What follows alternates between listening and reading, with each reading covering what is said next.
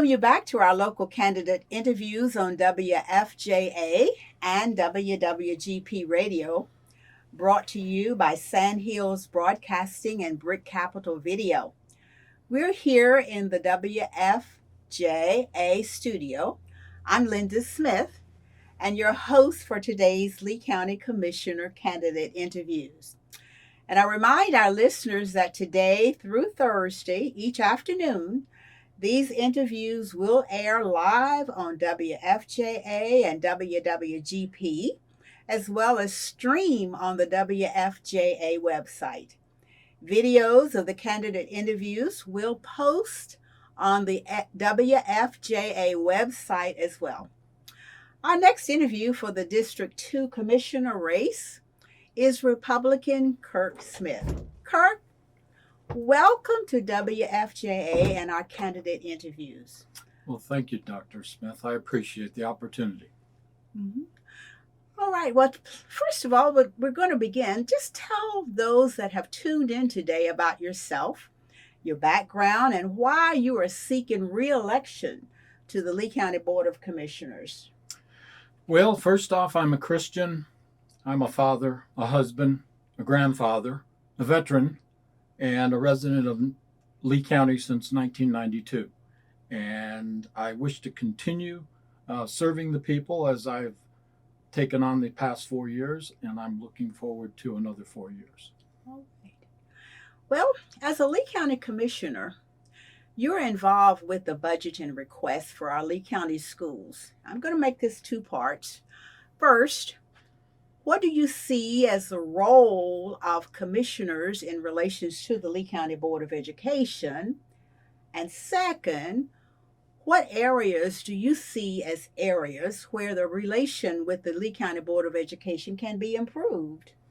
Well, the role of county commissions as well as county governments for school districts is to provide the buildings, pay for the upkeep and the maintenance, as well as supplement various types of positions within the schools that are not covered by the state. Areas that we can see improvements on, pretty much communications, openness with budgets, openness with how they spent their ARPA monies, the monies they got from the COVID-19 pandemic, and a little more emphasis on improving the performance of our students. All right. Well, what do you see as the most important issues coming up next term for the Lee County Commissioners? Well, I can be straight up with you. Growth. Okay. We're talking about building a sports complex. We're going through the processes of acquiring the plans, the construction firms, getting the project off the ground and finishing that. We have a new library we need to improve, build. We've acquired land for that. We have the more industrial site that's the former Magneti Marielli property that we're upgrading and getting ready to convert to a workforce development program to allow our citizens an opportunity to take advantage of all of the improvements in our economic systems. We have companies coming in and such that are going to need skilled workers. Okay. So what goals do you specifically have for Lee County that can make this an even greater place to live? Well, I mentioned the sports complex. Mm-hmm. We've expanded opportunities or sports opportunities in the Sandley Park, mainly the mountain bike trail. Great success in renovating that and getting it back online, whereas it was closed before. We're working on getting our youth council off the ground. We have a dynamic bunch of young people who are working to get our youth council going to help with integrating our youth with our local governments, that being Broadway Town, Sanford City, and Lee County. Mm-hmm. All right. Well, local leaders, have recently approved incentive packages to bring new industry and businesses to the local area. So what is your opinion on using tax dollars for incentive packages offered from our local government to bring industry and or development to our area?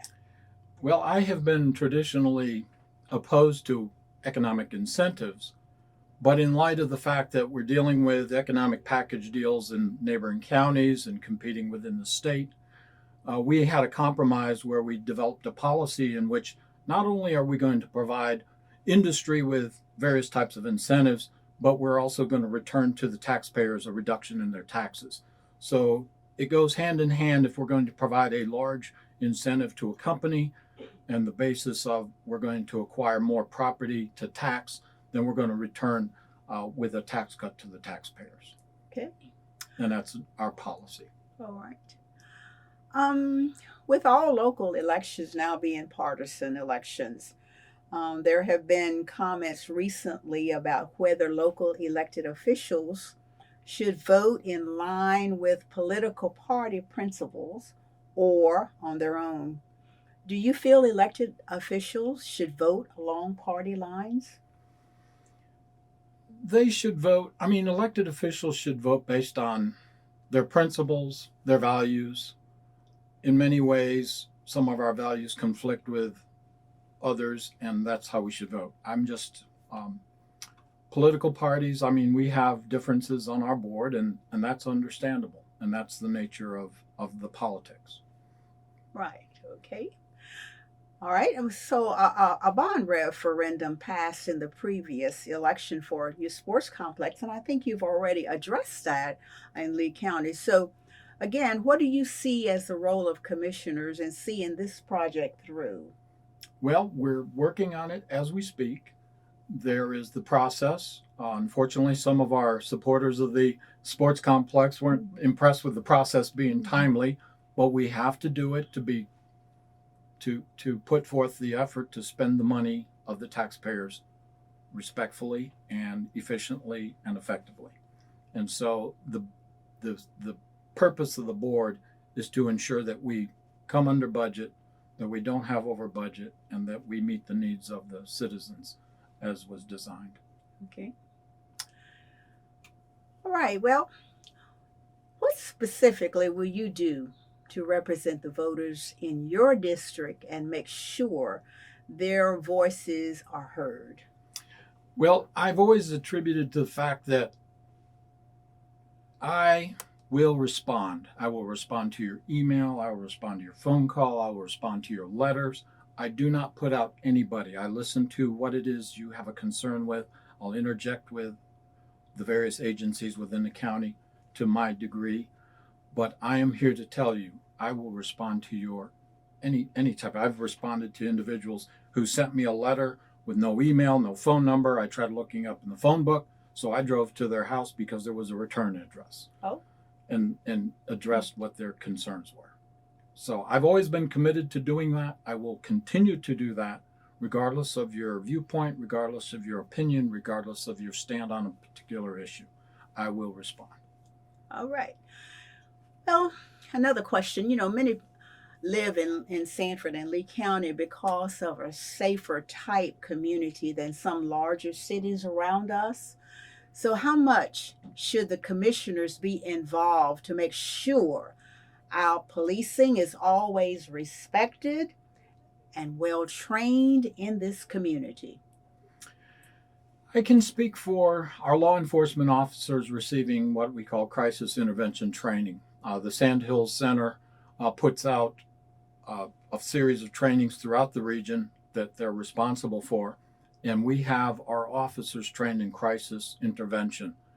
Our law enforcement, our corrections officers, even our officers with the, and I'm drawing a blank there, but Cameron Sharp is one of our commissioners who works for the probation department. Thank you.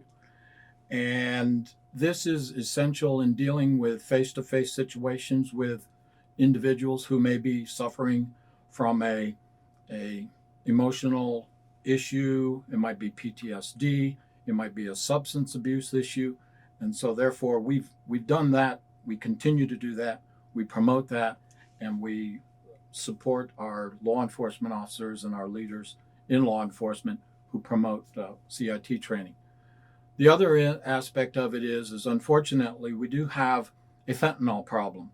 I know we have the opioid settlement, which we've sued law law-abiding companies, but now we have the illicit drugs coming across the border in the form of fentanyl, in which, unfortunately, our family's been affected by it, as other families have been affected by it. We have a substantial number of individuals who are unfortunately addicted to these substances and unfortunately have to commit crimes, usually property crimes, in order to support their habits. And this is unfortunate. So we're going to have to continue with developing opportunities for treatment within the region.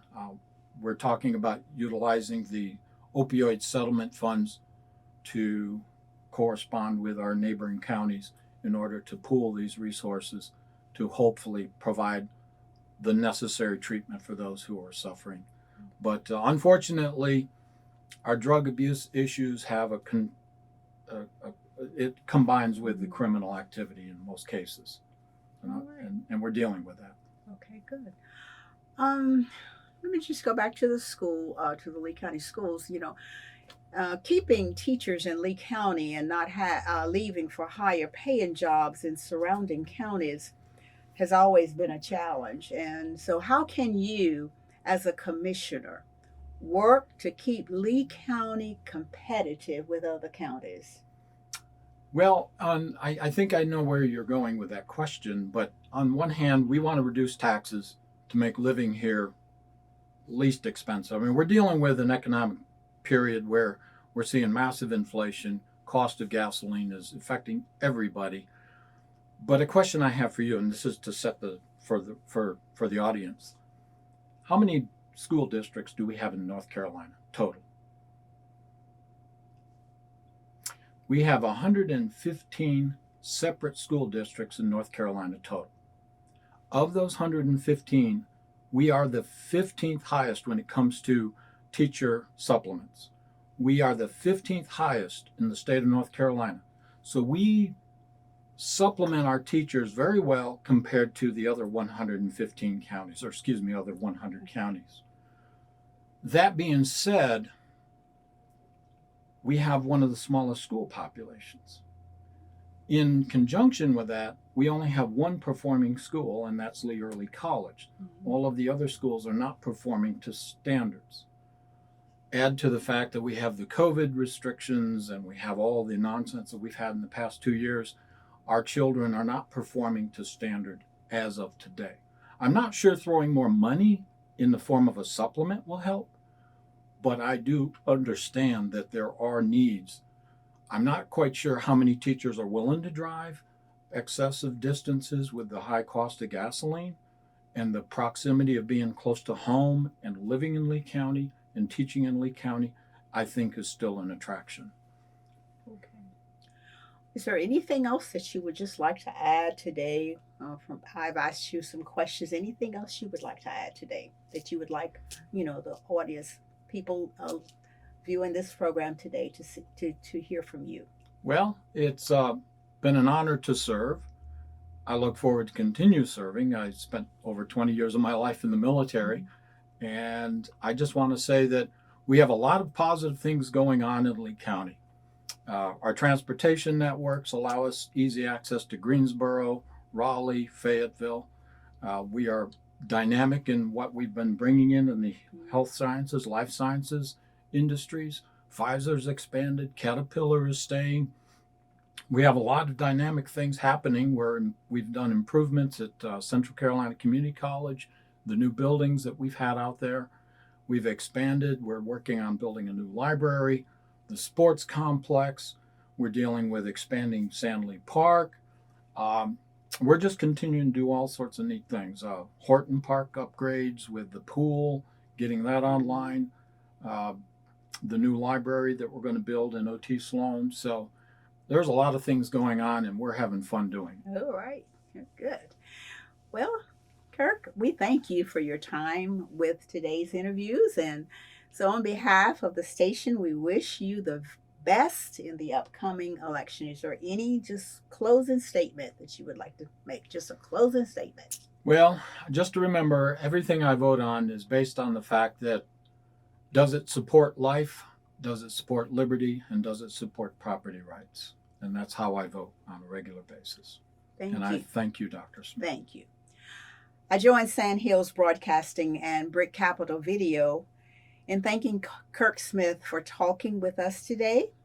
We're going to take a short break, and when we return, we'll talk with District 3 Democrat candidate for Commissioner Chuck Baker. So stay with us. We'll be right back.